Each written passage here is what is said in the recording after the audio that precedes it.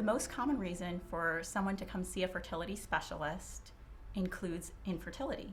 Some of the diagnoses that encompass infertility include endometriosis, PCOS, age-related factors, tubal factor, male factor, and age-related factors.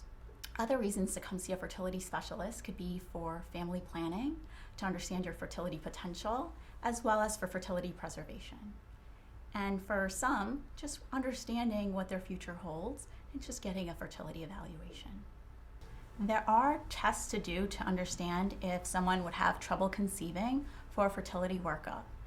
We do ultrasound to understand the structural properties of the uterus and to see if there's any abnormalities.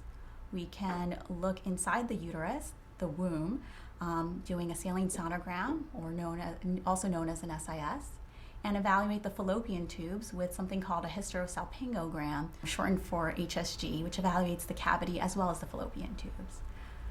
We do blood work to understand preconception health as well as ovarian reserve. And then a semen analysis is also very important for understanding a couple's fertility potential for the future. You do not need to be diagnosed with infertility to see a specialist. Patients come to see a fertility specialist to plan for their future and understand their fertility potential and understand their ovarian reserve. They also come to see a fertility specialist for fertility preservation, such as egg freezing or embryo cryopreservation for future use.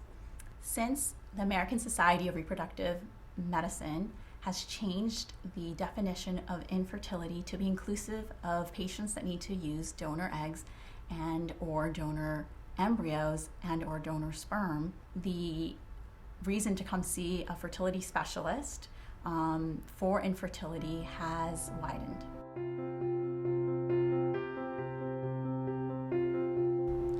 It is never too soon to come see a fertility specialist.